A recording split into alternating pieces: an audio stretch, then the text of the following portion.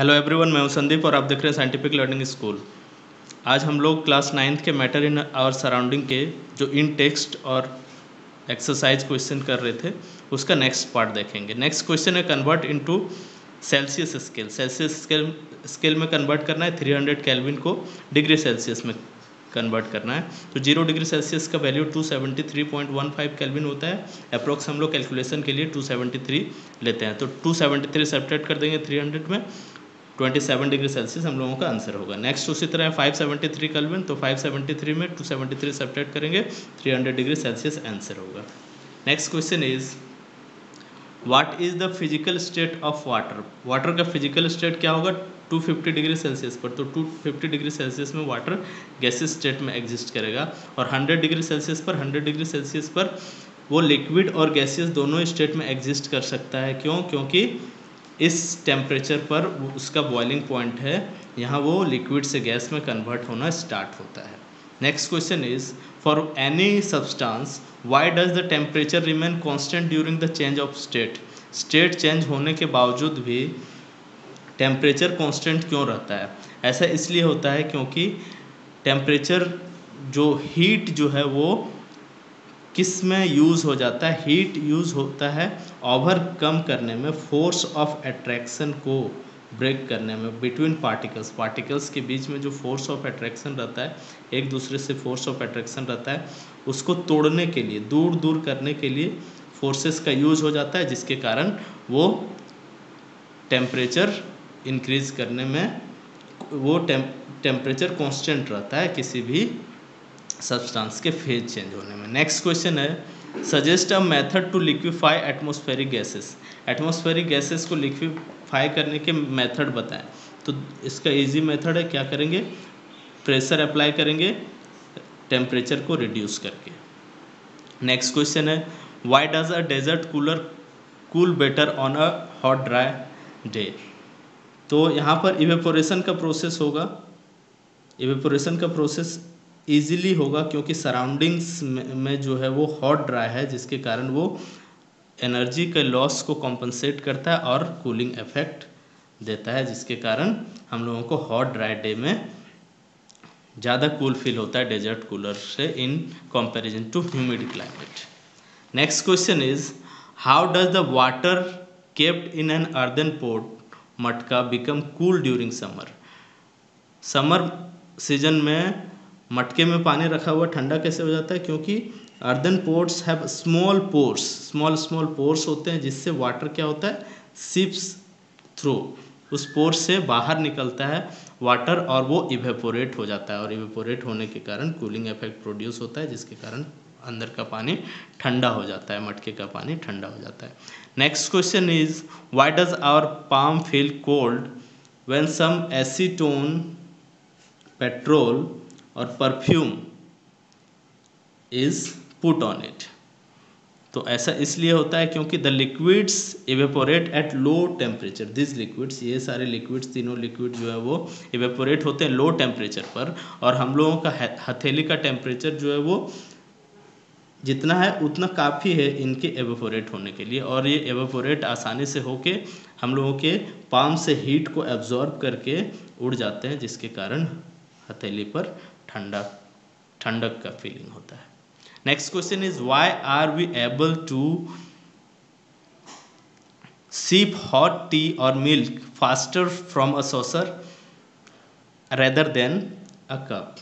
Cup के comparison में हम लोग सॉसर मतलब इस टाइप का स्ट्रक्चर प्लेट, सॉसर से आसानी से हम लोग क्यों पी पाते हैं? क्योंकि इवेपोरेशन जो है वो कैसा फेनोमेनन है? सरफेस फेनोमेनन है, जिसके कारण सरफेस एरिया ज़्यादा है सॉसर का, तो वो आसानी से कूल डाउन हो जाता है, जिसके कारण हम लोग आसानी से उसको सिप अप कर सकते हैं। Next question from exercise. Question is convert 470 kelvin to the Celsius scale. एक और क्वेश्चन है, एक ही देख लें, एक आई बटन में क्लिक करके देख सकते हैं या एक ही से समझ सकते हैं आप। 470 में 273 सब्ट्रैक्ट करेंगे 197 डिग्री सेल्सियस आंसर हो जाएगा। उसी तरह 373 में डिग्री सेल्सियस में को केल्विन में कन्वर्ट करना है, तो 273 ऐड कर देंगे तो क्या हो जाएगा 646 केल्विन आंसर हो जाएगा। नेक्स्ट क्वेश्चन है रीजन बताना है। Naphthalene balls disappear with time without leaving any solid, तो इसका रीज़न होगा सब्लिमेशन के कारण ऐसा होता है।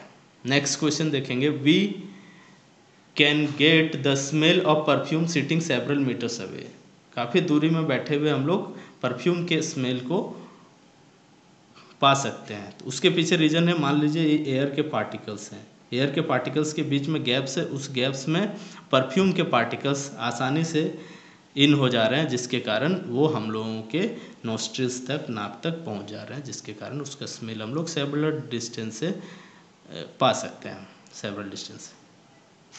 अरेंज करना इन सब्सटेंसेस को इंक्रीजिंग ऑर्डर में, किस बेसिस पर? On the basis of forces of attraction, forces of attraction के बेसिस पर। क्या क्या है? वाटर, शुगर और ऑक्सीजन। तो सबसे पहले ऑक्सीजन होगा, फिर वाटर होगा, फिर शुगर होगा, क्योंकि ये डिक्रीजिंग ऑर्डर, इंक्रीजिंग ऑर्डर में फोर्स ऑफ अट्रैक्शन सबसे कम किस में होता है? गैसेस में, और सबसे ज़्यादा होता है सॉलिड्स में। तो ये इसका अरेंजमेंट हो जाएगा इंक्रीजिंग ऑर्डर में फोर्सेस ऑफ अट्रैक्शन के बेसिस पर। क्वेश्चन नंबर 5 मैंने पहले ही करा दिया, आप आई बटन क्लिक करके देख सकते हैं। Next question is give 2 reasons to justify, 2 reasons देना है जस्टिफाई करने के लिए। सबसे फर्स्ट है water at room temperature is a liquid, room temperature पर वाटर लिक्विड होता है। तो 2 प्रॉपर्टी बता देना है लिक्विड का, कि इसका does not have definite shape eight room temperature, मतलब 25 डिग्री सेल्सियस रूम के अप्रोक्स रूम टेम्परेचर है, उस पर लिक्विड का या फिर वाटर का जो है वो डेफिनेट शेप नहीं होता है। दूसरा रीज़न, इट्स टेम्परेचर पर, रूम टेम्परेचर पर वाटर फ्लो करता है, इसलिए ये लिक्विड है। दूसरा बोला जा रहा है एन आयरन अलमीरा is a solid at room temperature, room temperature पर आयरन अलमीरा जो है, आयरन का अलमीरा वो सॉलिड है।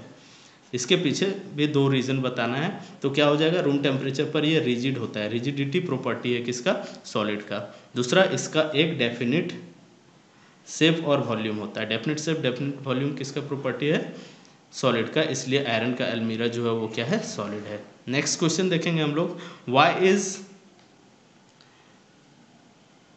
Ice at 273 kelvin more effective in cooling than water at the same temperature.